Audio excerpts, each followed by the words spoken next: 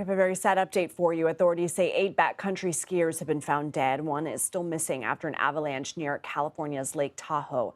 Officials say at least 15 people were trapped in the snow and ice yesterday. 6 were rescued, but rough winter conditions have made the mission dangerous and difficult. The group was on a 3-day trek in Northern California's Sierra Nevada when they were trapped by the storm. The area got more than 5 feet of snow in the last 3 days. This is the deadliest avalanche in the U.S. in more than 4 decades, and officials are now answering questions about recovery efforts. Let's take you there. What is your schedule? Are you actively trying to recover today, or is this going to be a matter of days or weeks ahead? Yes, we're actively going to do the recovery as soon as we can. We currently still have approximately 20 resources assigned to this incident. We have an incident command post still set up. We have individuals looking at the weather and trying to get an opportunity to get in there. And a big storm coming in tonight, right? Correct. Sheriff Mood, I don't know if you could elaborate on this a little bit further. A moment ago, you had talked about how this wasn't a resource issue. This wasn't an issue of your crew members being unsafe per se because they are highly skilled and they know what they're doing. But to a degree, does it put our search and rescue teams in danger when outdoor enthusiasts make the decision to go out in storm systems like the one that we knew was in the forecast? Yeah, absolutely. And that's part of that planning briefing that they do before they deploy, in recognizing we have to reach people before we can help rescue people. And those decisions are made on scene by the folks that are going to be getting deployed, and making sure that they have the right equipment, the right training, and the confidence that they can reach the folks. Last night, I commend them for knowing that they had 6 people that had survived, and they wanted to get there as soon as they could, and they took some risks. Clearly, I would say they were through information, and today, looking at it, the risk is still as high with the mission moving to a recovery. We want to really make sure that our first responders are safe and have all of the confidence that they can get there. And that was the conversation that we had this morning with the families. And again, I can't stress it enough. The search and rescue volunteers, they sign up for this. They are not compensated. We had several staff members from the Sheriff's Office, both my office, the Placer County Sheriff's Office, working in concert with them. Again, making sure that we're safe and that our plans are in place. We have good communication. They came up with the plan of how far they were going to get the tracked vehicles, and knowing that they can get all the ways to them just based on what the conditions were, and making sure that they were able to safely get out of there. It was a full day of work for them, and those are the questions that we're asking today, and looking at the weather, looking at the forecast, and really just making sure that we're going to do this as safe as possible, with knowing that we have a great resource coming from all agencies.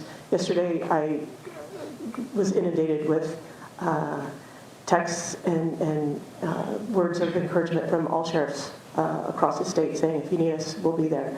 Again, our mutual aid system is designed for the agencies to put in the request through Cal OES, and the Cal OES finds us those resources, and they've been great at doing that. But again, we could have all the resources we want, but if it's not safe to get to that location, we really have to make sure that we're making great decisions on this side.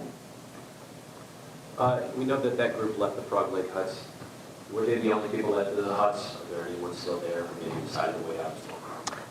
That information, I'm sure, is getting through their statements, but I don't have information for you for that. But we will ask those questions. And then also, Sheriff, you mentioned that one of the deceased is the spouse of a member of your search and rescue team.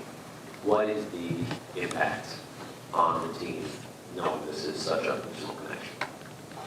Yeah, I think everybody has circled around to provide their love and condolences for this family, but I think it's also motivated the team of their purpose and to go out there and rescue those that were still alive and now recover, those decedents that are still out there. And so, while it's been an emotional impact and we're all trying to support the family, we still have a job to do, and we will be here side by side with Sheriff Moon and the families until we get every last decedent off the mountain.